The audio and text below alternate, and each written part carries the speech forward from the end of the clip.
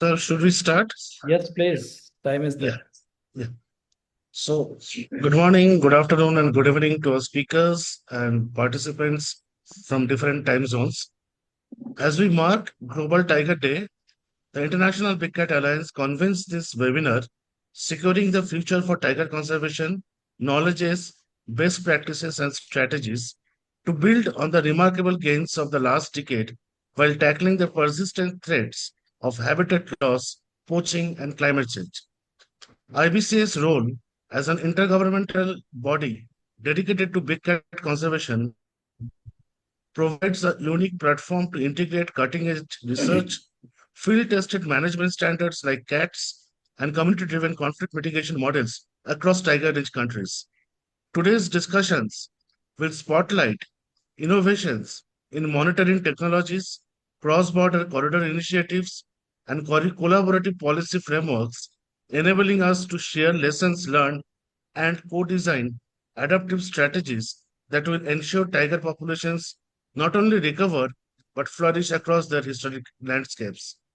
On behalf of IBCA, we welcome you all and extend our heartiest gratitude for sparing your valuable time to make the webinar successful. At the outset, I would like to take opportunity to kindly invite Dr. S.P. Yadav, Director General IBCA, to deliver the welcome address. Dr. Yadav is from the Indian Forest Service with more than 3 decades of experience on wildlife management and conservation governance. He also held several responsible senior portfolios in the government, like the Director of Wildlife Institute of India, Member Secretary of Central Zoo Authority, and CITES Management Authority of India. Dr. Yadav is very well known for his significant contribution for tiger conservation in India and across other tiger-rich countries while working in the National Tiger Conservation Authority and the Global Tiger Forum for almost 15 years. He took a lead role in implementing Project Lion in India and spearheaded introduction of cheetah in India in first ever intercontinental wildlife translocation. Over to you, sir. Thank you, Kaushik, and good afternoon, everyone. A very warm welcome to all distinguished speakers, esteemed colleagues, conservation professionals, and participants joining us from across the globe. Greetings to you all on the Global Tiger Day, which is being celebrated today.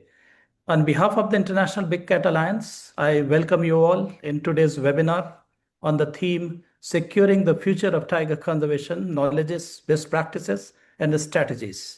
We are deeply honored to be joined today by some of the world's leading voices in tiger conservation, like Dr. Rajesh Gopal, Secretary General, Global Tiger Forum, Dr. Shivanathan Ilugupille, Tiger Lead Specialist at IBCA from Malaysia, Mr. Shering from Royal Government of Bhutan, and Dr. Madhu Verma, Senior Economic Advisor and Chief Environmental Economist, IORA Ecological Solutions. Tigers are not merely majestic animals that stir the imagination. They are ecological keystones.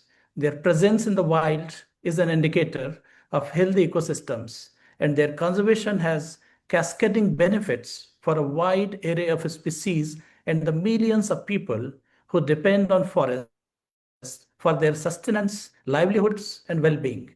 Moreover, tiger landscapes are increasingly being recognized for their contribution to climate resilience, water security, and green livelihood through ecotourism. However, despite significant progress made in some parts of the world, like India, Nepal, Russia, Bhutan, these countries are seeing increase in tiger population. The other countries, the tiger continues to face threats from habitat fragmentation, habitat loss, poaching, human wildlife conflict, and climate change. This is where the role of global platform like International Big Cat Alliance becomes important. The IBCA, launched under the leadership of Honorable Prime Minister of India in 2023, is envisioned as a collaborative multilateral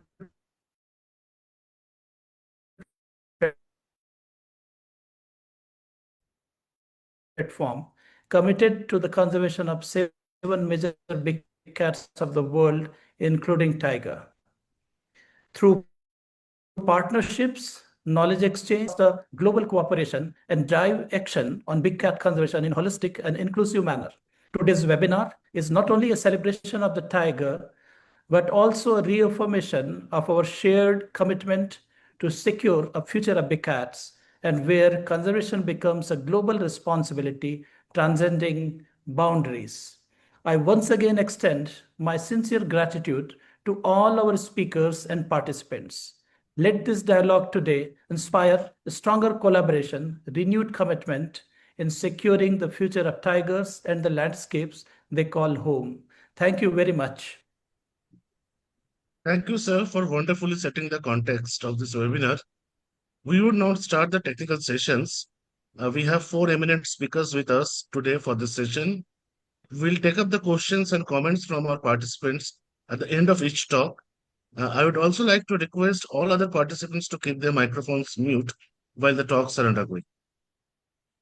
We would now like to invite Dr. Sivanathan Elagopillai as the first speaker. Dr. Shiva served the Malaysian government under the Department of Wildlife and National Parks, Malaysia, for 34 years till 2015, where he was actively involved in tiger conservation and protected areas management. In addition, he was involved in law enforcement, prosecution, training, working local communities, and captive breeding of endangered species. Since retirement from government, he continues to be active in tiger and PA management and policy issues by working with the government, UNDP, Global Tiger Forum, IBCA, and Asian Center for Biodiversity. Over to you, Dr. Shiva. Thank you, sir. Thank you for the opportunity given for me to present on behalf of Malaysia this paper. And I'm doing this together with my colleague from the Department of Wildlife and National Park, Mr. Azrael. I hope he has joined in. Can the PowerPoint be shared from there? Yes. I just send the PowerPoint. It'll be easier for me. Is it possible?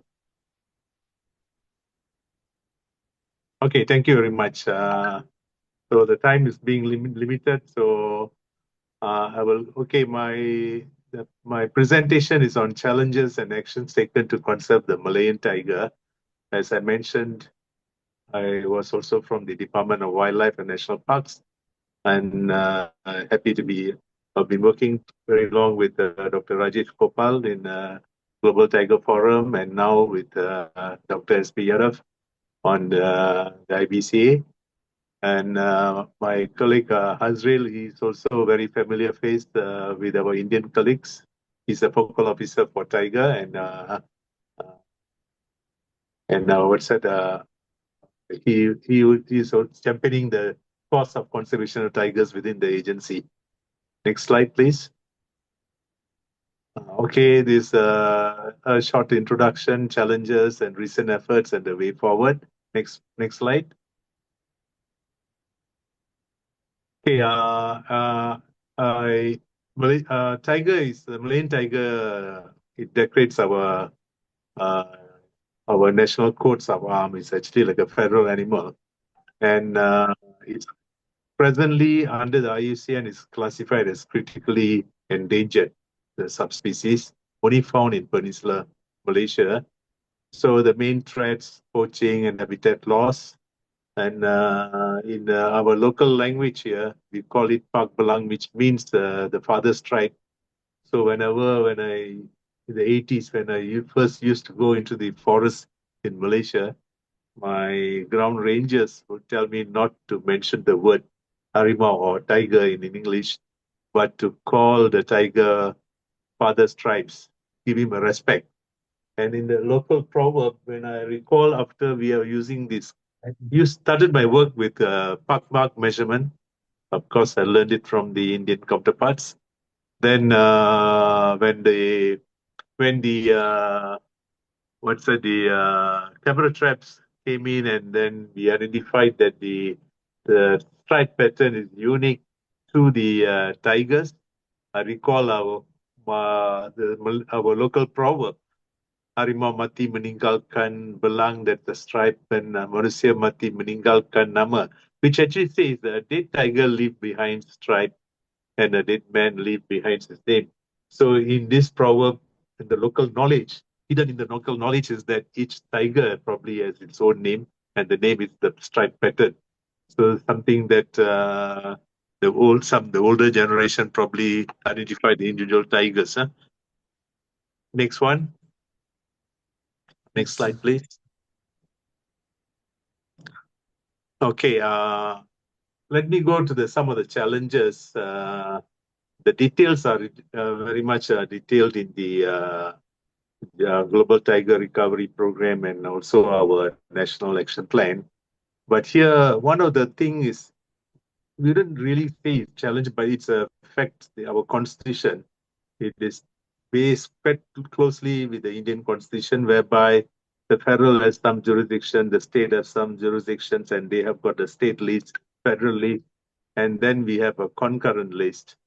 So national parks and wildlife are under concurrent list, but forests and land are under the state. So when our tiger population went down drastically and we lost the habitat for the tigers, and just prior to the COVID, when we were redoing our national action plan, we realized that tiger needs the attention of the highest authority, both at the federal and state level. Without that, we wouldn't be able to save the tiger. And of course, we take cognizance. We took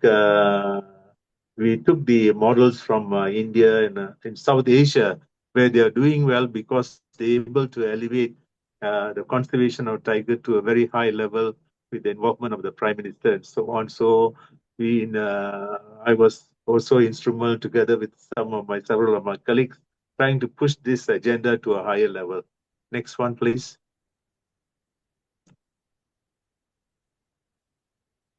Okay, habitat, the present habitat of tiger, if you look at there, is only the dark red. This is taken from the Department of Wildlife and National Parks publication. Now, we used to have tiger probably throughout Peninsular Malaysia. We do not have tigers present in the island of Borneo, the two states, Sabah and Sarawak, on the island of Borneo, but only in Peninsular Malaysia. But right now, tiger is only confined to mainly five ranging states, with a few tigers scattered in the other 2 or 3 states. No. So these 5 states, which are mainly in the northern part of Peninsular Malaysia and then Swan State, the south, they are the last stronghold for Malayan tiger conservation. Although we have quite a big amount of habitat, but some of these habitats are very low, or the tiger has disappeared from them, locally extinct. So hopefully, with stronger conservation in the years to come, with the new efforts that's being undertaken, tigers will be able to populate these habitats. Next one, please. Okay, steel wire snares and poaching by foreigners has been a rampant in the 90s and early 2000s.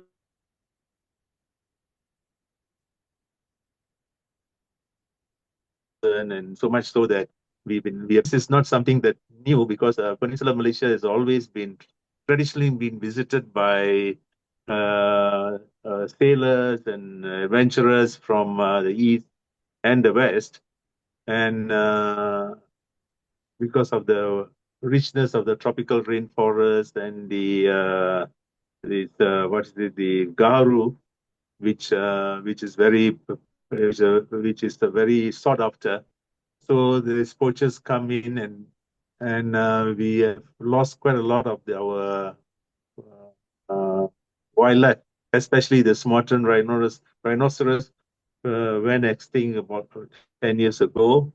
And next one is this tigers. So we don't want the same fate to happen to tigers. So one of the big effort is to trying to get rid of these poachers and these snares. Next one, please.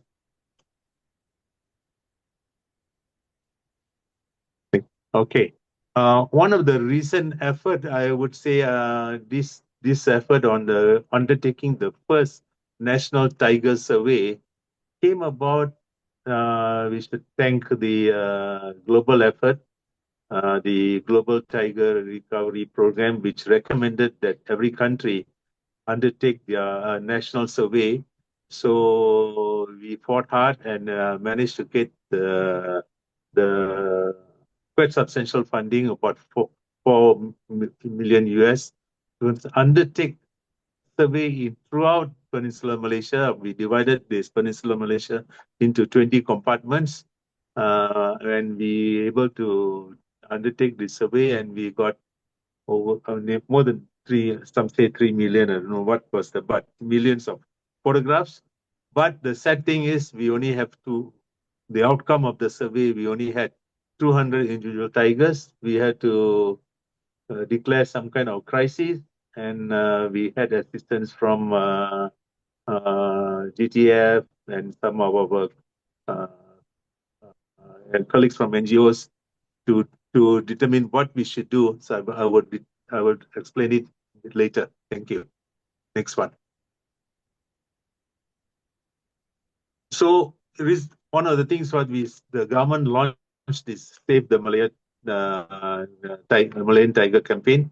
In 2019, we had a delegation from India, the National Tiger Conservation Authority, GTF came over, and we had a discussion with our minister then, and also the Secretary General. And so we decided that this agenda of the tiger need to be elevated. It's not a rocket science that we need to do something extraordinary. Things have been done in South Asia.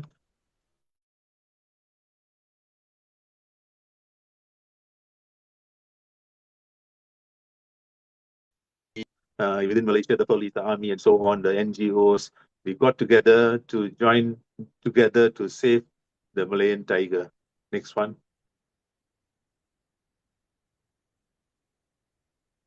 Okay, so finally, Malaysia, one of the strategies we employed was Malaysia to host the 4th Asian Ministers Conference on Tiger Conservation, the 4th AMC. This was held in 2021, supposed to be held in 2020, but because the COVID was held in 2021. And the Prime Minister launched this 4th AMC, and in that he personally acknowledged that the importance of involving the state government are very important, and he personally chaired the first Malaysian the Malayan Tiger Conservation Task Force. The Prime Minister chaired it, and a lot of important decision was taken in the first meeting itself in 2021, following the 4th AMC, including providing this EFT, Ecological Fiscal Transfer Funds, that is given to the state for protecting the habitat, and many other actions, including 9 strategic action that to be implemented immediately. One of it is to form the Wildlife Crime Bureau under the police to help this Wildlife Department, Forestry Department, and so on. Next one, please. Next slide, please. Okay. So this is one of the reasons. So unlike South Asia, many countries in Southeast Asia lack boots on the ground, including Malaysia, and got to do with historical reason and Japanese occupation of the region and so on. So this is less importance given to patrolling the forest. So we had a big shortfall of rangers on the ground. So how do we increase it immediately? There was two-prong action based on the cabinet decision. One is to rope in the police and the rangers from all to do an integrated patrolling that is being undertaken on like about 15 to 20 big patrols, deep jungle patrol with the police. The other one is to protect the boundary of these protected areas and hotspots with local community rangers. So We started off with about 500 rangers in 2020. Now we have 2,000 local community rangers, including about 1,000 plus of the Orang Asli indigenous communities paid on a monthly salary. And they stay in the forest. They don't come to the office. They stay in the forest and patrol the hotspots. And this has enabled us to protect the tiger habitat. And for this year, 2025, I just got this data, thanks to Azrael there. We have 114 people have been arrested, including 18 foreigners, and about 10.43 million worth of assets have been seized by these poachers and encroachers. Next slide, please. So based on this we were able to elevate this agenda high up and the involvement of the police. The police themselves have cancelled more than 1,000 firearms, which some of these were also used for the illegal hunting. So here you can see the IGP and the DG of Wildlife Department having a press conference on this. They have this regular, I think, at least 2 meetings on these joint operations are held, and then the press conference are released. Next slide, please.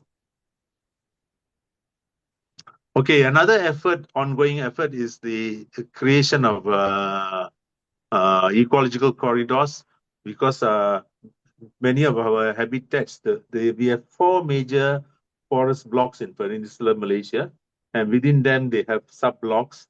And within and between these forest blocks, it is fragmented, and we have to recreate and reconnect these forest blocks for wildlife, for tigers and also elephants and so on, where so far we have created 7 underpasses to connect these ecological corridors. The idea is to create about 30 ecological corridors over the next until 2030 and so on. So this is a big exercise.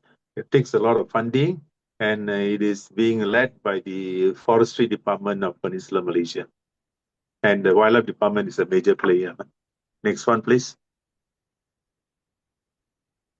And we have just we also got inputs from the Wildlife Institute of India and Asian Development Bank, and we have come up with the Malaysian standards for the smart green infrastructure for elephants. What would be the size of the underpasses and overpasses? So that now it is kind of mainstream, and whenever highway there is many wildlife kills and don't have a safe passage for wildlife, the Public Works Department would use this guideline to ensure underpasses, mainly underpasses, are created. Next one, please. Next one, please. Okay, finally, I really appreciate this kind of global networking like this, because why? The way forward would be we have to think globally and in terms of saving these species, because tigers and big cats are spread all over the world, and but the effort has to be undertaken on the ground. So there's a lot of country level and regional level. Now we have the Global Tiger Recovery Program, and also now we're going beyond that to include all the big cats. So it's a worldwide effort, and this exchange of knowledge is very important to know what's being undertaken in other countries with similar issues. No? So I thank IBCA for organizing this. Next one, and I will end up with this. The recent yesterday, we had the event, 2 days of exhibitions and so on for the Global Tiger Day. Today we have another workshop in conjunction with the Global Tiger Day for cats. And the minister was telling about the funding, sustainable funding. And we have now new players coming in. The national football team that uses the tiger as a logo. has also contributed 200,000 for the Save the Tiger Fund. So by elevating this higher up, we have many players, and we also have the first the Tiger Reserve, which I did not highlight here. First Tiger Reserve outside India, being designated in Malaysia. So a lot of promising actions that are probably going to come. And with this, I hope our tiger will be saved and also bounce back. The population will bounce back. Thank you very much for giving this opportunity. Take it. Thank you. Take it. Sorry, Beautiful. sorry, I had to go fast because of limited time. Thank you, Dr. Shiva, for an intriguing talk. We have one question for you from Okay. Dr. Andrew Kushlin. What can you describe as the most unexpected success of Malaysia's new national tiger program since 2022? And what are the biggest problems that still persist? Okay, I think the biggest success I would say within we all, many of us in this field were highly campaigning for it, but the government finally came on board and hiring of these 2,000 local communities and Aboriginal communities. We don't have any paper qualification as long as they are staying in the forest and able to but move around in the forest. They are being hired. Of course, there's an interview process. So right now, 2,000 are being hired. So it the government also looks at it. One is saving, patrolling the tiger habitats and other wildlife habitats. Secondly, it also gives immediate livelihood issues. And some of these local community rangers who have been here 3-4 years, we go down there, they are able to use all the modern gadgets and enter the data and also identify some of common species in the Latin language and also on. And some are probably might want to move away and go towards the tourism as nature guides. So new local communities will come on board. I think more of these local communities will be hired. And the recent data shown is that these local communities themselves are, are identifying a lot of wildlife species present and recording their presence and so on.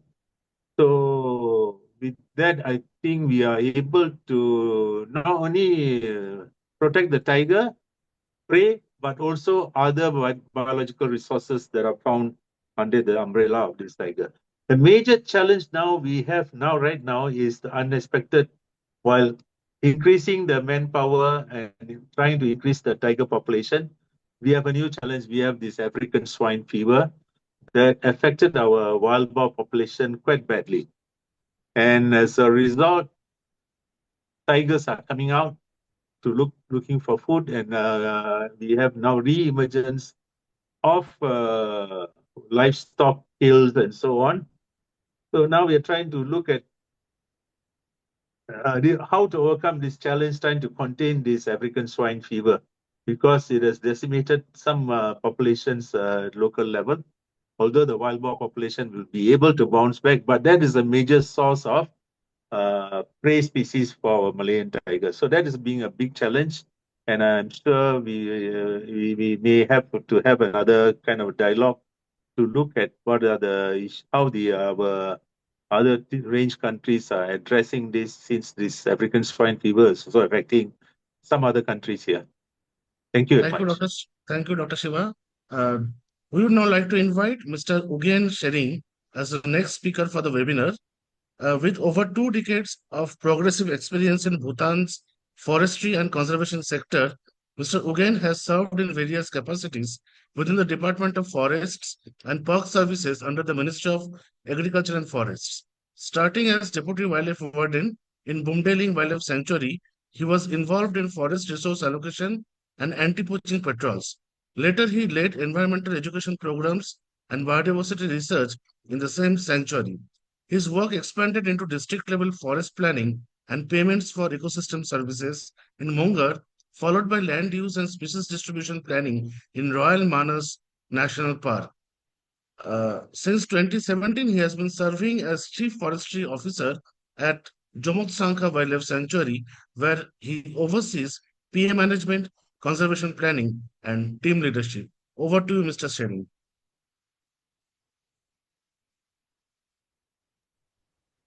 Thank you so much, Dr. Banerjee. Can you hear me? Yes, you're audible. Good afternoon, everyone. I'd like to offer my heartfelt thanks to the International Big Cat Alliance for this wonderful opportunity. Let me begin with the number. 131 is the tiger population estimated in 2022 National Tiger Survey in Bhutan. And this was our second national survey, the first being in 2015, which estimated the population at 103 tigers.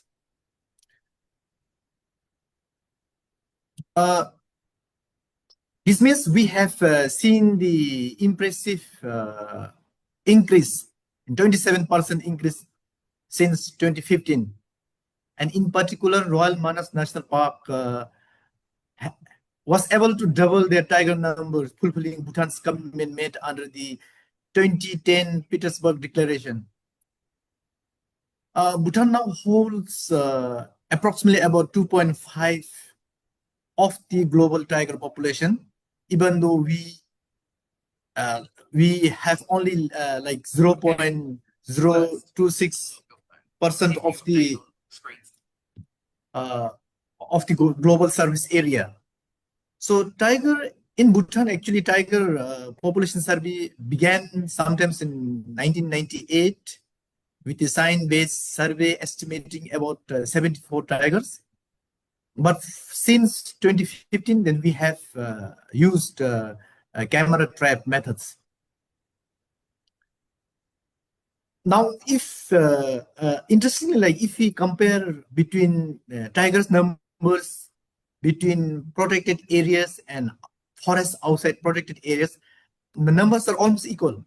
And in fact, in 2015 tiger survey, we had more tigers outside protected areas.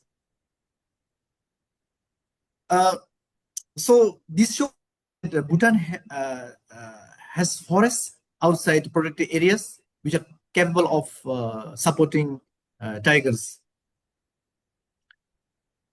There is no doubt tigers in Bhutan are widely distributed across the country, ranging from elevation as low as like 80 meters to over 4,500 meters above sea level. And if anyone here or in the audience thinks that tiger is the animal of the plains, I think that's not correct. We have recorded the presence of tiger was multiple times above 4,500 meters. What's even more fascinating is the tigers are breeding across all these ranges, all these elevation zones.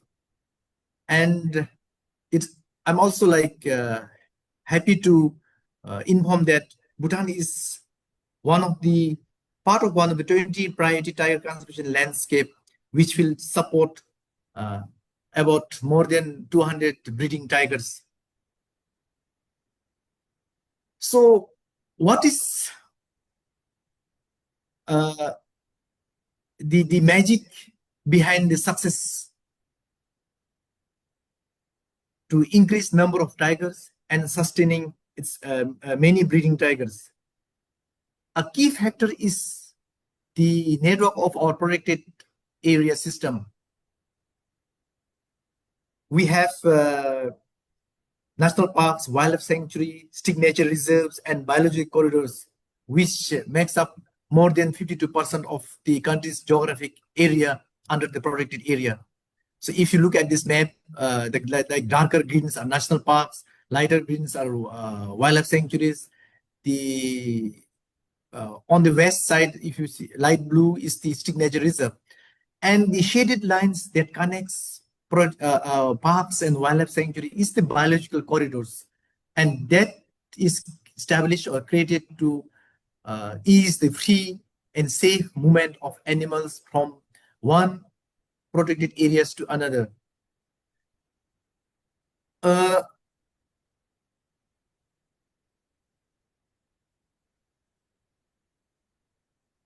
Additionally, like we have 69.9% of our country under forest cover. Now, the black dots on the map represent the settlement, human settlement. So we often say Bhutan has islands of human habitation in the ocean of forest. And one of the most important factor for success in conserving tiger is our political will and the legal support that we have.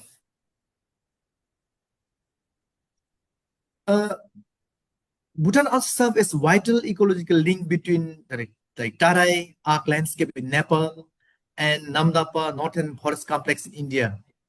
So protecting tiger habitats in Bhutan is therefore critical for regional connectivity between these biological rich landscapes.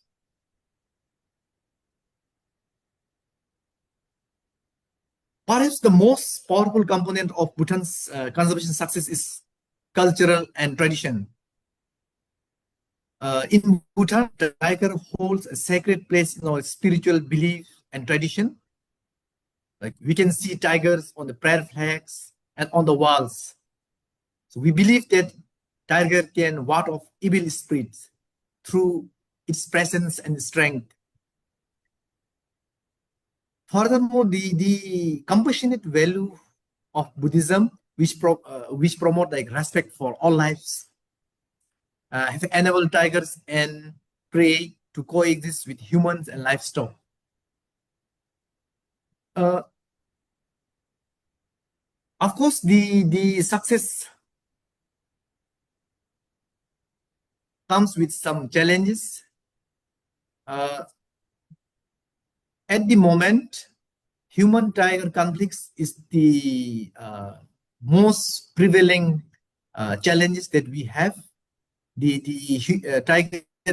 human-tiger conflict is on the rise. Another significant threat that we have is the inadvertent killing. Now the prey for tiger like sambar, deer, wild pig, these are considered as best for the farmers. As I have mentioned in the earlier slides that our human inhabitations are in the middle of forest. So these the farmers, they try to set snares for this pest, which are the prey species for a tiger, and sometimes the tigers are being caught and being killed in these get kills in these snares. Poaching is not a much issue in Bhutan, but Bhutan is being used as illegal routes to trade tiger parts, especially from India to China. We are into the second year of Tiger Action Plan implementation. And if we look in the plan, I think the most prominent are the species protection, especially tiger and its prey, the habitat protection, then human-tiger conflict mitigation is another, and also the research-based interpretation to enhance tiger protection. At the moment, the most significant intervention that we are carrying out are like working on the compensation scheme for the farmers for loss of their livestock, especially from the tiger. And also we also look at the alternative income source of income for the rural people. And there are some, I think, other intervention that is included in the Tiger Action Plan. This is the ones that I have presented are the story of about tigers in Bhutan, and I hope that same story be inspired to all the tiger range countries. And I would welcome the panels here and the audience to Bhutan and experience Bhutan as a beacon of hopes for tigers.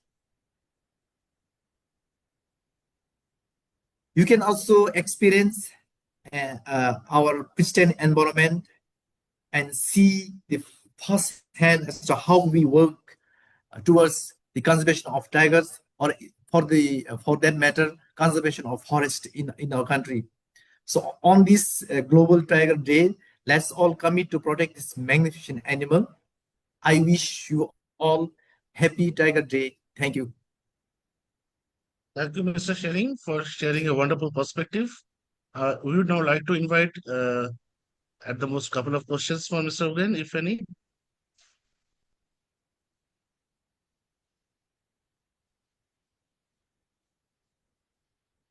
I think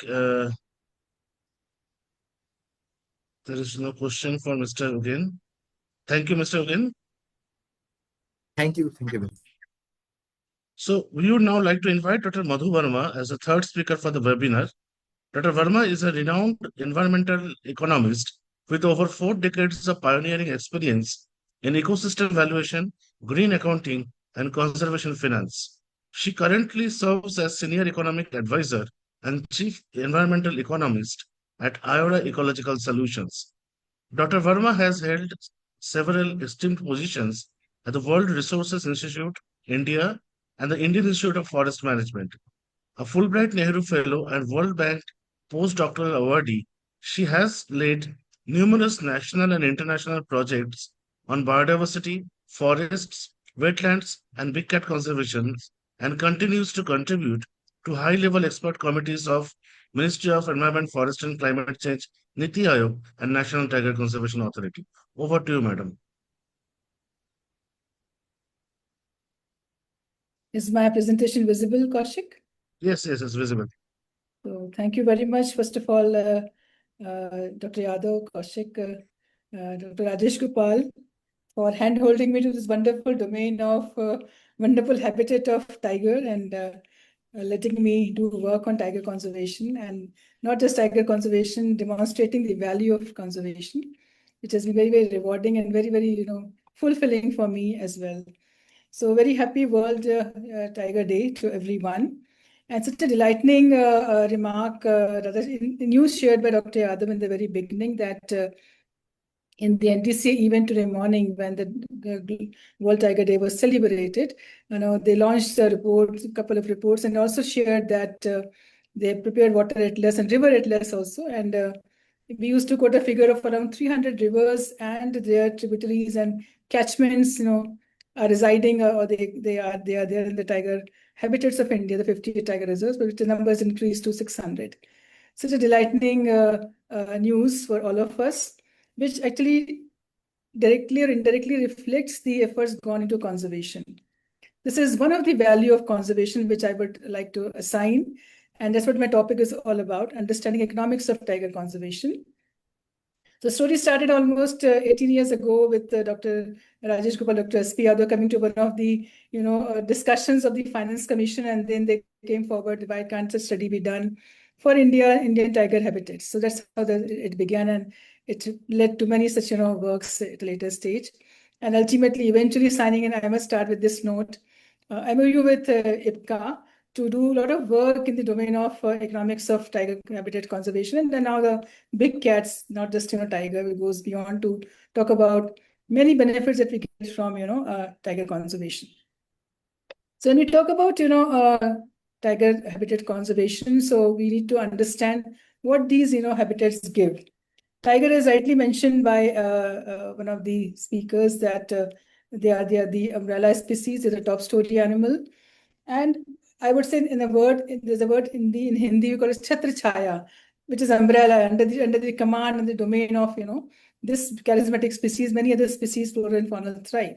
So benefits that we get on account of conservation of these habitats are immense. But we only could see few of them. We could see the forest cover is increasing. Of course, number of rivers have gone up, catchments are being protected. We enjoy the beauty of this landscape through tourism, ecotourism. But I think beyond we could think about, I'm talking about the general population, the visitors, the tourists, and the general population. But a lot of silent services being provided by these tiger reserves, and they land in various other sectors, and those sectors are thriving. So the benefits that we get from any ecosystem, and in our case, this is a tiger habitat, tiger ecosystem, are called as ecosystem services. They provide these services in terms of provisioning, which are the goods or products produced by tiger habitats, in terms of food, fresh water, wood and fiber, fuel. This is a generic list. Some of them may not hold good for tiger reserves because few things are not allowed.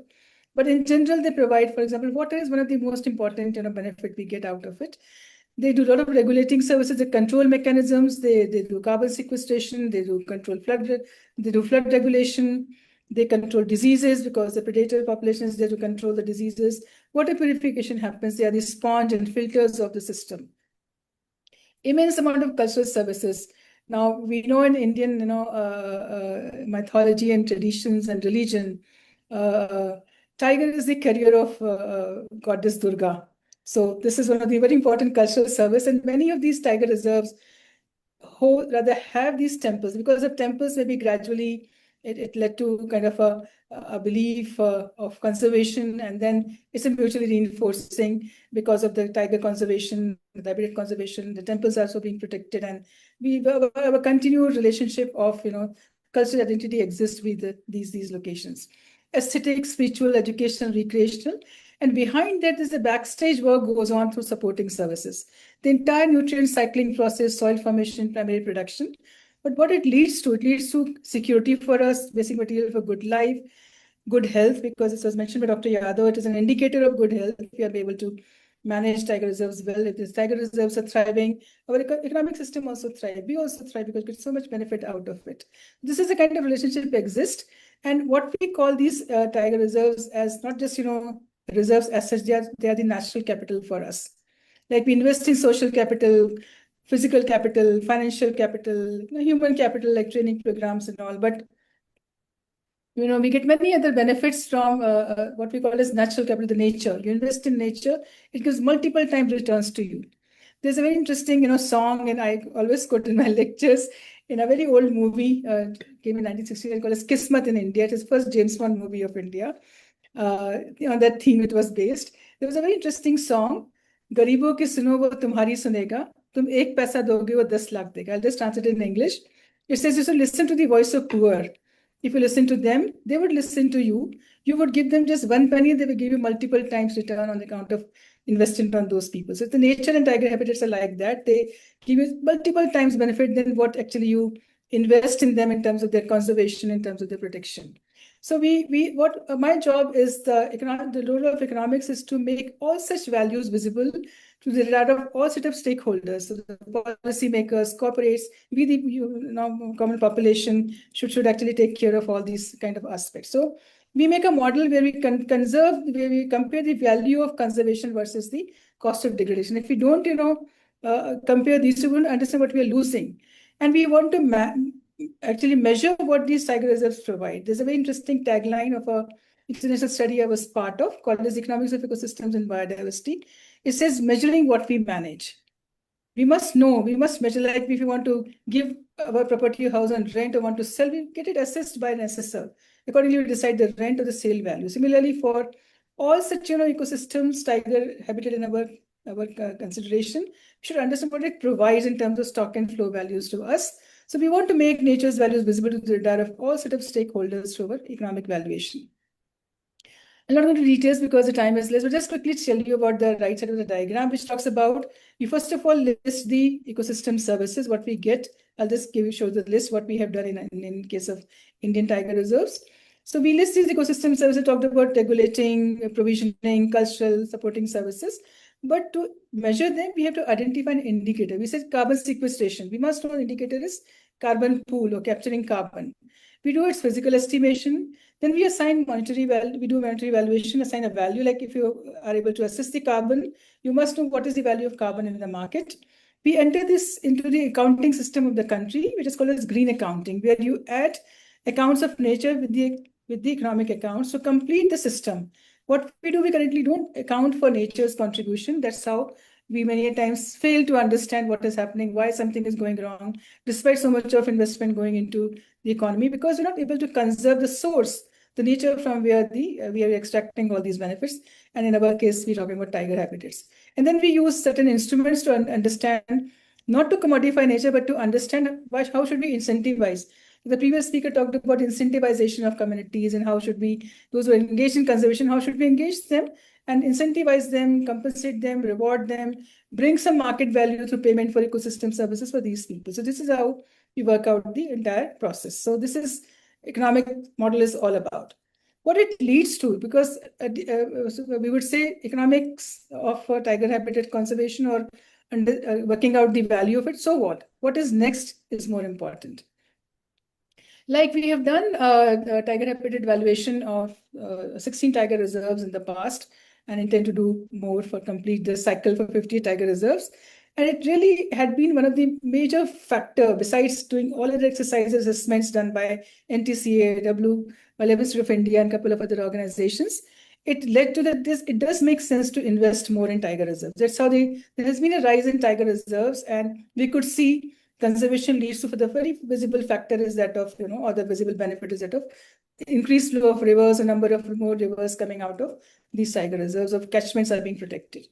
We also had certain models like upstream, downstream linkages of villages. We have example of Great Himalayan National Park, where the people are being paid for fire prevention. We have a couple of such examples in New York City, where the catchment is protected. Downstream people pay for protection of catchment, which is much less money than actually having a treatment plant where the contaminated water comes and you have to actually do the sort of a filtration process. So this is how valuation seeks a lot of importance in the decision-making process and setting up institutions and creating market mechanism. There's some example, nothing to be boastful about, but very proud to also share huge amount of work which we have been assigned. So much of trust has come from the government, from NTCA, from GTA, from IBCA to do this work. And we were able to deep dive and provided using the governmental data, using the interaction process, getting information from ground, these values, and did a lot of work on valuation, also giving recommendation to the Finance Commission. And we heard Honorable Speaker from Malaysia talked about ecological fiscal transfers. And the way we demonstrated the value of Forest of India, including tiger reserves, including national parks, it became one of the biggest ecological fiscal transfer in the world. So this is how there's a value of doing, estimation of these contributions. Similarly, we kept on doing very interesting paper we had done, published in Nature Sustainability, comparing actually 8 countries' ecological fiscal transfers.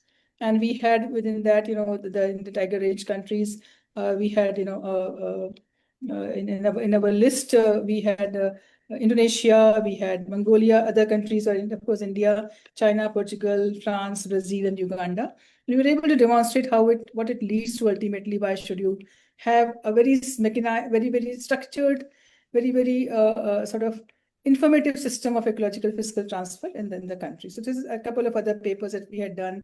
And we also use the terminology and another international study that I'm engaged in, called the Intergovernmental Science Policy Platform for Biodiversity and Ecosystem Services. So ecosystem services is a technical jargon, not many people would understand. So we are now using nature's contribution to people as the term to demonstrate what nature provides to people. And then you have to give back people's contribution towards nature. So this is how we use the economics for conservation purpose. Dr. Yadav rightly mentioned about increasing number of rivers which are flowing from tiger reserves and also the catchment areas. We keep on actually quoting, this has become a case in the world that people now are hearing about India. Otherwise, there used to be a very classic case of Yellowstone National Park, where it was said that when the gray wolves were introduced, how the system had started thriving. System used to be good, but because of increased population of elk and couple of other species, there were more such prey population over there, which are eating grasses and not letting actually water conserve. Flooding was happening, and wolves are introduced actually to balance the elk and deer population. Same role tiger also plays as a charismatic species, as an umbrella species. And there's a case of Tamil Bani river. Title as Tamil Bani teaches saving tiger is saving river. So when this particular area was declared as a tiger reserve in 1992, gradually river gained its perennial status because tiger reserves are highest protection areas, and investment goes, manpower goes, all sort of technology goes in terms of information goes, and because the tiger has to be protected, and tiger protects habitat both ways. It goes on, and the river started flowing, and now we have 600 rivers. Such a charismatic figure, I would say, like the charismatic species. So we know the about we have 58. Sorry, I just forgot to check this tiger reserves over here. But what they provide, we talk about in terms of the ecosystem service. I don't know what is wrong with some system problem happening. I'm so sorry for that. So we had listed these services as not just ecotourism value or the landscape or water, gene pool protection, water provisioning, fisheries, water purification, fisheries on the peripherals. I mean, when the water goes down, you have fisheries thriving, timber. Again, the productivity which is provided to the downstream areas where you are allowed to fell timber. Then this right. Then gas regulation happens. I'm so sorry. Why is this happening? I don't know. Nursery function, cultural heritage, so on and so forth. This goes on, and this is a kind of variety. This is a diversity which tiger reserves provide to us, and they are like safety nets to us. Biodiversity means climate change. They're able to address the problem of climate change through these habitat functions, carbon storage, and when you make interventions in climate change mechanisms, you are able to also increase biodiversity. So this is what happened. So we conducted two phases study, one in 2012 to 14. The phase 1, we covered 6 tiger reserves based upon the ME ranking. And then the phase 2, which was for 10 tiger reserves, the study was done. And these are the outcomes. I just quickly share because the time is limited to just quickly mention. We looked at the stock residing in the tiger reserves, which is basically the timber stock and the carbon storage, which is being kept, which we're not allowed to do any felling, nothing is allowed to be removed. That stock is residing there, which is for this 6 tiger reserves was talking about 2014 information, which is 1,63,000 crores or $25 billion. The annual flow of these services is immense, 7,967 crores, $1.2 billion. And if you look at per hectare value, 50,000 to 190,000 per hectare value exist in terms of flow values. But 96% of benefits are not paid for it. They're actually given free of charge to the society, to local, regional, national, and global citizens. They're using these benefits. Very interesting thing, I recalled one of the theories I studied as a student called as Keynesian theory of multiplier or investment. That's what I was talking about. If you invest 1 rupee, what it leads to. If you invest a rupee, it has got a power of multiplying itself. And more powerful, more useful, more thriving a system is, it can give you multiple returns. If it is. So I know the portfolio in the world, I can vouch that, it can give you larger returns than these kinds of charismatic species habitats when they are being conserved well and they provide to you. So if you, for example, in Sundarban Tiger Reserve, you invest a rupee, it leads to 530 times increase in the value of flows from Sundarban Tiger Reserve. Amazing. You cannot even imagine these values. But 90% benefits also, we also looked at the path, its supply chain, how the value gets landed. They are going to national and global beneficiaries, very less to the local people. But beneficiaries definitely are village, local, and others are villages, agriculture, cities, and global kind of population. This is again value across the next 10 tiger reserves. We added climate regulation and bamboo as well, which had a whopping increase in the value of these tiger reserves. I'll not go into details here, but we also use very sophisticated models to capture value in a very precise manner. Right now, I'm mentioning about per hectare value, but if you use these kinds of models like INVEST, it is integrated valuation of ecosystem services and trade-offs. You get much more precise, a pixel size value, and we use 3 models basically in that particular sake is what actually water yield model, sediment delivery ratio, and I'm sorry, so getting so berserk, I don't know why. And also the carbon model which happened. So the next step is here is to actually take this value forward, and we convert them into sorry, I don't know why it is happening. I'm really sorry for that. Let me just quickly mention about these things. Let me just read through my presentation here. Something is going berserk in the slide. So the idea is to take the values forward. Kaushik, can you just freeze it? I'll just mention maybe. So there are various ways of capturing these. Maybe I'll keep a cursor here, so it will freeze it. So the ways of converting this into a value which goes for further investment, goes for compensation, rewards, and incentives, is forest fiscal federalism. So I knocked the door of finance commissions. That's how we got connected to this kind of valuation. Working out the value of forest and taking it forward to the finance commission, that you must reward as per the contribution, and then money will go back to further conserve. Second area, which is the option which is coming up greatly, and we as organization as IORA is engaged greatly in bringing corporate money for investment of conservation of these habitats. Tiger reserves, we were doing big study on tiger reserves, the sustainable landscape management conservation study we were doing, and we were connecting corridors, trying to minimize man-animal conflict, the corporate investment. Third is payment for ecosystem services. I just finished a big study for the World Bank, where we're trying to work out the value of these ecosystem services and trying to fetch money for the compensation. And this compensation goes back to the money goes back to the communities, and department is engaged in conservation. So huge interest shown by donor agencies and philanthropies for the purpose. That's what we are also doing and taking it forward. Let's just last two slides. I think I need to put the cursor. So this is what ultimately led to this increased flow of funding. I'm not just talking about valuation study, but all studies which are demonstrating the value of tiger reserves.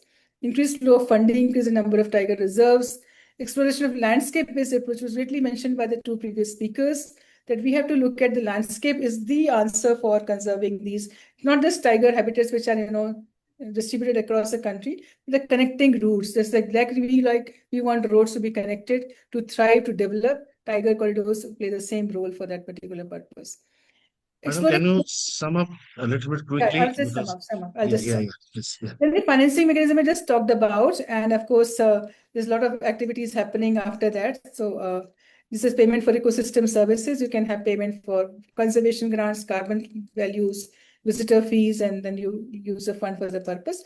There were two such examples I wanted to mention. We have brought in a lot of money for conservation and restoration of forest in Meghalaya state, and then it is the carbon credits so earned, so generated are being exchanged in the international market, and the 40 euros per unit of carbon is being fetched, and 80% of money is going to the communities. This is the value of restoration conservation we can talk about.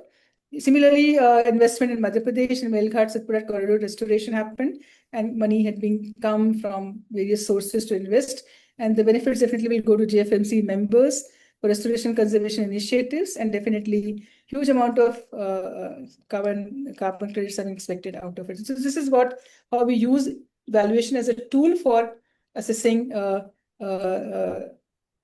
compensation, rewards, investment for further conservation, and not just you get the landscape as a thriving entity, but also it provides huge amount of support to the rest of the economic system, not just local, but also regional, global, and regional, national, and global. Thank you so much. Thank you, madam, for a wonderful perspective. There are a couple of questions for you. One is from Dr. Andre Kushlin. He asks that the case for the economic value of biodiversity has been exhaustively made by scientists decades ago. Where can we foresee a tipping point that could reverse the still pervasive incentives for short-term destructive economic behaviors? Well, thank you, sir, for this very, very interesting and challenging question, I would say. So the idea is to first of all, use the economic valuation, because unless we know, that's what I was just trying to convey, we had some knowledge, some tools to assess the value of biodiversity, as you was rightly mentioning. But gradually, and data sets were also limited. And based on that, we were giving information. But over the years, information flow has increased because we have much more sophisticated tools of collecting information, creating data sets, doing modeling, and then trying to project the real contribution of these values. And also, I will say it is not commodification. The markets are coming up to reward the efforts of conservation in the system. So it is used that way. So I work in this international platform, Biodiversity and Ecosystem Services, and that's what we're trying to do. We are using the entire set of models. Rather, we are talking more about business and biodiversity connect, because everybody extracts and uses so much of benefits from the system, but nobody puts back. So how to generate this kind of appreciation, respect for nature conservation, and this natural capital. We never called these systems as natural capital because they give you huge amount of return in exchange. So I think the mindsets are changing, and we are also going the big way, creating green accounts where we are internalizing these values and demonstrating the real worth of it. And that's how we are able to fetch much larger investment, what it used to be earlier. And now corporates are having a lot of interest, and donor agencies a lot of interest in investing in tiger habitat and corridor conservation, definitely. And the last question for you, given the economic benefits you have highlighted, especially in terms of ecotourism and ecosystem services, how can local communities be more integrated into tiger conservation efforts to ensure both ecological and economic sustainability? Yeah, that's what I was just trying to mention through the example of Meghalaya and also the Satpura Meghalaya Tiger Corridor. We were doing the complete engagement was with the communities, because they are the ones who are engaged. Either they have to move away from these because they were to be relocated, and relocation provides them a lot of other options and contribute more towards conservation, because the benefits are flowing. If are able to, for example, they're relocated, but the land that they have left behind, because of the conservation efforts, it thrives. The benefits start flowing, and we were able to get returns on value of those from the market, and the benefits will go to the community. Because giving away your land is also kind of a trade-off in the system, and they would have had so many other things, but they have given it back. And when the system thrives, you are able to generate these benefits. So ecotourism is just one thing, but there is a great scope happening, and that's what we're working on. And there are a lot of national, international processes going on.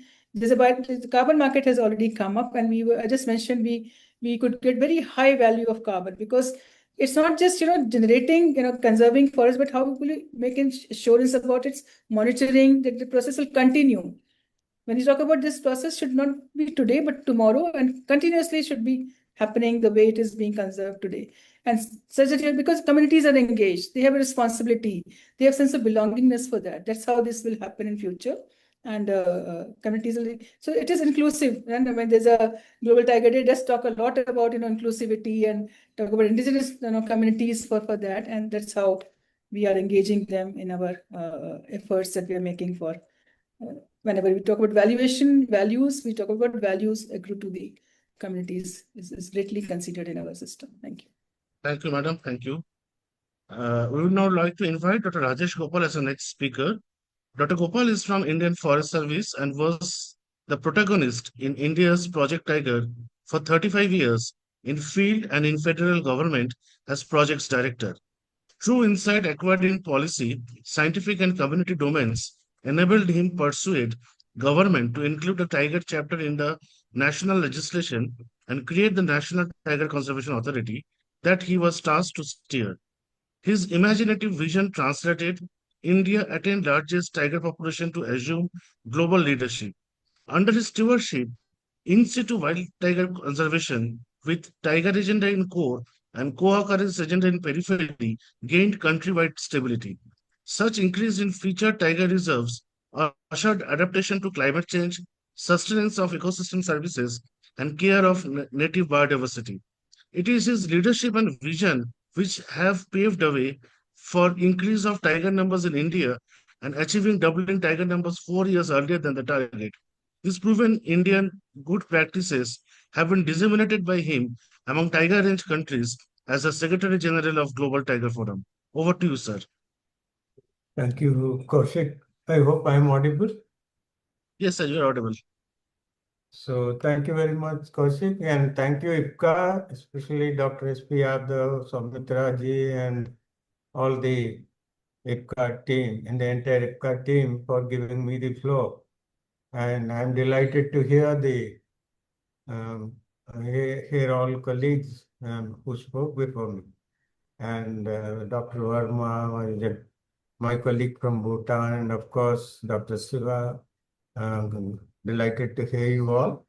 It happens to be a Global Tiger Day, and you must be aware that globally the population of wild tigers have registered an increase. These are the figures which tiger countries have communicated to us, and a lot of good practices have happened in South Asia and Southeast Asian countries, a few of them, and of course, Russian Federation as well, and even in China. So this increase could happen, and we are happy to share this. It's already in the public domain. So I compliment all the tiger range countries for this good news. Now, the topic is very apt, which IBCA has given to us. And now, knowing about the tiger, wild tiger, securing the future of wild tiger, the knowledge part of it, the good practices and the strategy. Now, as far as I'll be very brief. I don't have a structured presentation deliberately because otherwise it will become like a monologue classroom. So I have the bad habit of going on and on. So I don't want to bore all my colleagues because for an audience of this nature, shouldn't be lecturing like that. So I would just like to share that as far as the knowledge part goes, yes, all cats, big or small, and big cats in particular, and tiger is no exception. They have a lanternio dynamics, and their ethology is extremely important. Now, ethology, that means the behavior as well as the integrated with the ecological settings in which they dwell, the habits and habitat as we know it during our degree classes we used to hear. They are very important, how the structure, the anatomy, so on and so forth, and whether they are nocturnal, crepuscular, and so many things. There we go with it. The way they predate. Now, tiger is a majestic, it's like a machine. The male is around almost touches to 30 kilos, female 160 to 180. So they eat a lot, and they are designed by the nature to successfully predate and thrive. So you need a good prey base, something like 50 prey animals mixed together, sambar as well as spotted deer. Each you can, sambar, spotted deer you can take around 50 kilo per animal average, and sambar double it. So all put together, you need of different sizes and shapes and weights. You need 50 such animals, gregarious group per square kilometer. That's the kind of density you need so that the stalking is successful. Now, if you don't have that kind of, there's the basic knowledge, which, we don't need to know many things for a good tiger governance. There's the basic thing, we don't have that in many of the TRCs, tiger range countries, and even in many of the tiger reserves within the country.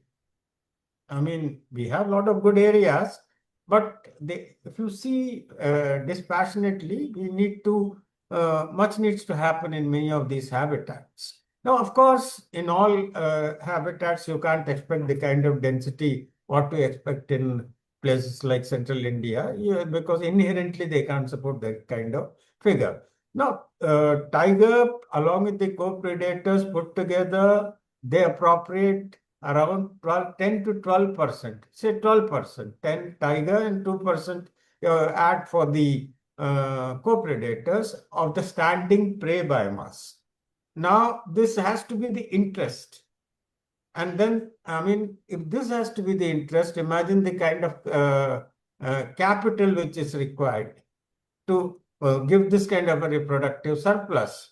So you need a good habitat. That is what the knowledge in short relating to tiger. It's a lanternio dynamics are important. The species of meta population, there is a source population, there's a sink population. They advertise their presence, so on and so forth. Now, based on this knowledge, we do the practices, the managerial practices. No, since the last 5 decades, it's more than that in India and even in Russia.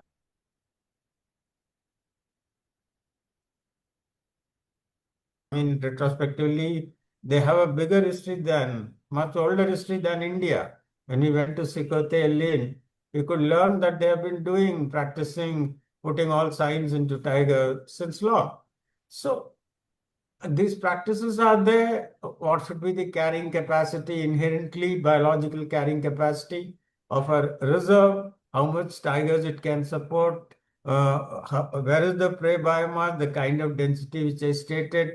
So all these things are important. Accordingly, you design your management plan or your tiger conservation plan and devise your craft, evolve your practices. How much of water, how much of food, that is the forage part effect. And then what sort of, above all the protection, it starts with the protection. Many tiger range countries have excelled in the day-to-day monitoring, the state of the monitoring protocol. We have Thailand doing a great job. We have Southeast Asian countries doing a great job. India in particular, Nepal, Bhutan, of course. My dear colleague spoke about all the good practices. Even Malaysia, now they deserve all praise for the good work they are doing. China has done an excellent job in reviving that tiger. They have, in fact, the largest tiger reserve, in their creating. And the way they manage the transborder tigers between Russian Federation and their borders, both the countries put together, is great. Kazakhstan is doing its bit to bring back some tigers. They brought one captive tiger, Amur tiger, I believe, and then so is the case with Cambodia. Now the Big Cat Alliance in their agenda, they do have hand-holding Cambodia. Like this, so many things are there. The good practices have evolved and these get codified, and then you have the now globally we have these national tiger action plans. Andre Kushlin is with us in the audience now. He masterminded and crafted everything with Keshav when they had this evolved the Global Tiger Initiative under the umbrella of World Bank. Now it is the Global Tiger, Council. Now he is also involved with that council, and he was part of the team which gave shape to the GTRP 2.0, the present version. Now, all these things, some countries did very well. The status of the tiger based on these good practices, to be very brief, is Southeast Asia, optimal. Some countries, little above optimal, like India, Bhutan, and all that, Nepal, even Bangladesh. Then Southeast Asia, suboptimal. Of course, there are exceptions like Malaysia. They dispassionately refined their procedures, and so some countries, of course, have done their job, but three have lost: Cambodia, Laos, PDR, and Myanmar. Russia has done a good job. So South Asia, optimal, little of more than optimal in few area countries. Southeast Asia, suboptimal. Russia, optimal. China, below optimal, trying to become optimal. Three countries, poor. So they need to work more to bring back the tigers. We have good updates from Cambodia, but they need to act fast. India also need to work closely with the IBCA to make this happen. Now, these are some of the things, and strategy, the final thing. I'll wrap it up like this.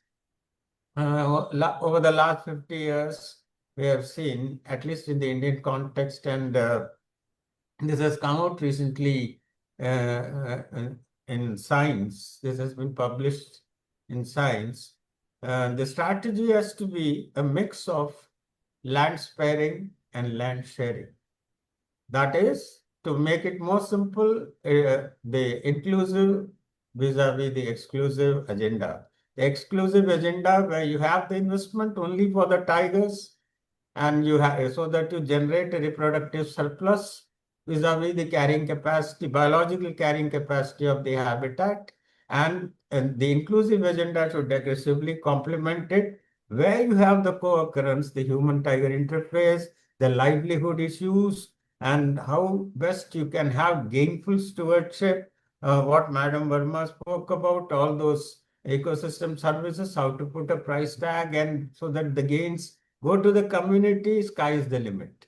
So, so much to be done, and all that I would say at this juncture is good. We are articulating all this. We lost almost since 2001 and going up to 2020, 11% of the tiger habitat, tiger range rather. I mean, those 11%, it was 10 lakh and odd. Now it comes down to 9 lakh in 2020. Now 1 lakh gone, there can't be any census strict to action there. So to imagine even these 9 lakh and odd areas, parcels of land available for tiger is a naive imagination, I must say. They are not available. They have been transformed. They are transforming very fast. The landscape dynamics is terrible. So you have the urbanization is there, the rural-urban interface, the forest urban rural interface, all these are interconnected. So we have to envision all these changes and to bring in causal linkages, the systems thinking in tiger management, as well as the scenario modeling.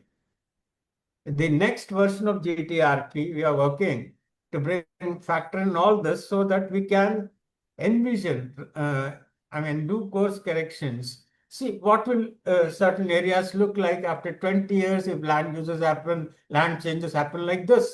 It will, you can't imagine and postulate and project a tiger population if it goes on rapidly changing. So something should be arrested. The concept of go and no-go areas should be brought back. All these things are there, ladies and gentlemen. Thank you very much. It was a pleasure interacting, articulating with you, and let's all work together for the wild tigers. Thank you so much. Thank you, sir, for your captivating talk as always. There is one question for you from Dr. Andre Kushlin. In the age of global information and a harder squeeze on central government finance, do you foresee an increased role for decentralized support to tiger recovery, such as from the corporates and the general public? If so, how should it be reflected in the governance of organizations like the GTA for IBCA, etc.? There is a scope, Andre, no doubt, but nothing can replace sovereign funding. The ownership will only emanate if there is sovereign funding from each tiger range country. The ownership will, it's important for the range country to do its bit and to put this in their budget books.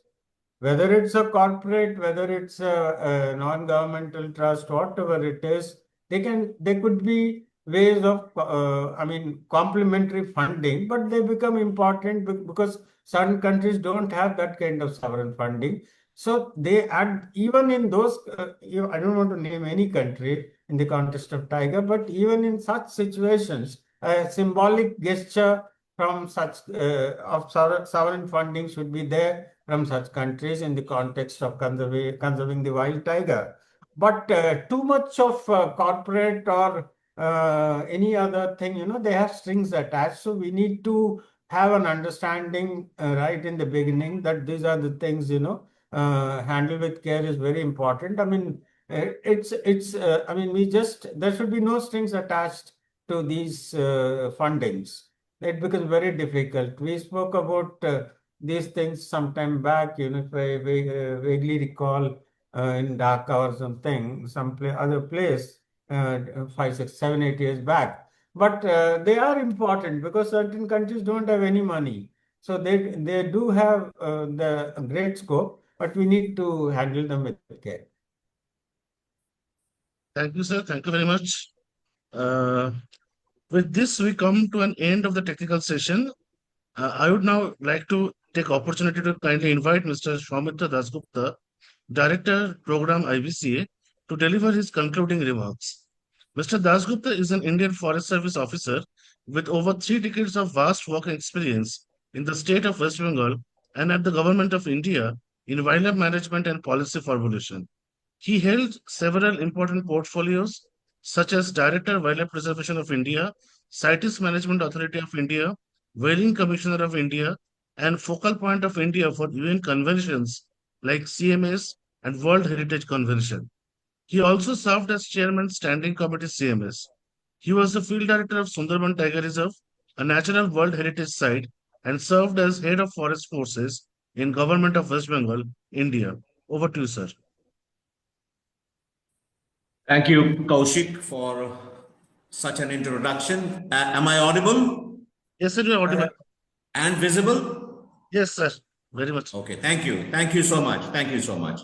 So, distinguished speakers, esteemed participants, conservation partners, and colleagues. It is my privilege on behalf of the International Big Cat Alliance to extend a heartfelt vote of thanks to all of you who joined us today, commemorating International Tiger Day 2025. As you all know, the theme, securing the future of tiger conservation, knowledge, best practices, and strategies, reflects not only a timely concern, but a shared global responsibility. Ladies and gentlemen, we are immensely grateful to our eminent speakers for their rich contributions and deep insights that they have provided us today. First of all, I would like to thank Dr. Rajesh Gopal, who is in fact a guru to many of us and a godly figure for many tiger conservationists who are budding and who is going to take the mantle of tiger conservation in the future. Sir, whatever you speak, it seems a gospel for tiger conservation for all of us. Today, you have spoken eloquently and placing the tiger conservation in a global context and making us understand the importance and the imperatives for long-term survival of the species. I thank you deeply from my heart for your time and such a lovely presentation. Thank you, sir. I also thank Dr. Sivanathan Elugupillai, the tiger lead specialist of IBCA, for outlining the complex challenges that confront tiger conservation across diverse range countries, especially in Malaysia. Your thought-provoking presentation on the situations of tiger conservation in Malaysia is actually very educative and enrich our knowledge for further introspection for tiger conservation in Malaysia and other countries. Thank you so much, Dr. Sivanathan Elugupillai. I also thank Mr. Eugene Shering, the Chief Forestry Officer, Bhutan, for sharing Bhutan's rich experience and valuable lessons in tiger conservation through a landscape-based, community-centric approach. We deeply appreciate the presentation that you have made and the importance of many sectors coming together for tiger conservation in Bhutan was amply evident from your presentation. We are now enriched with the information that tigers are found in good numbers in the higher altitudes of Bhutan. Thank you, sir. Thank you for your thought-provoking presentation. Lastly, Dr. Madhu Verma, who has always been an inspiration for the foresters who are there in the field and also in the policy level in the government of India, for providing economic solutions to ecological issues. So we are very, very impressed by your presentation, ma'am, for your valuable insights that you have shared on the economics of tiger conservation. Thank you very much. Today's deliberations, ladies and gentlemen, have underscored that tiger conservation is intrinsically linked to the health of ecosystems and the well-being of local communities, beyond just the protection of the species itself. Tigers are not only charismatic apex predators, but also indicators of ecological integrity and symbols of natural heritage. and plays a significant role in sustaining local economies and livelihoods, as was evidently clarified by Dr. Madhu Verma in her presentation. Their presence thus holds immense ecological as well as socioeconomic value.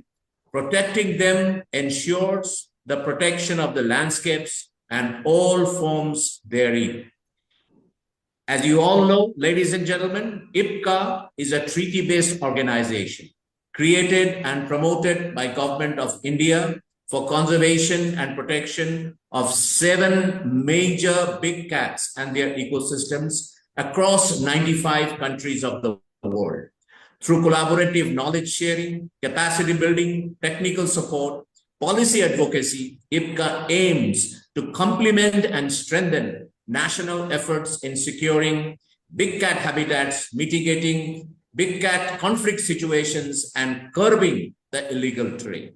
As we reflect on the ideas and experiences shared today, let us renew our collective commitment to ensure a future where tigers and other big cats can thrive in the wild, not just as icons of the past, but as living embodiments of ecological resilience and international cooperation.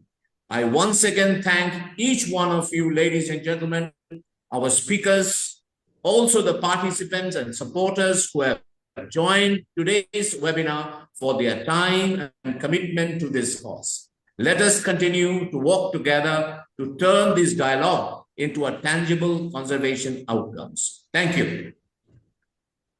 Thank you, sir, for your concluding remarks and aptly summarizing today's webinar. On behalf of IBCA, we once again thank today's esteemed speakers and participants for sparing valuable time to make the webinar successful. I would also like to thank Mr. Aditya Visht, Program Associate IBCA, for assisting in organizing this webinar successfully, and Sankara Foundation for promoting the event in social media platforms. Thank you. Thank you very much for sharing with you. Thank you. Great Thank you. privilege. Thank you. Thank you. Thank you very much. Thank you. Thank you.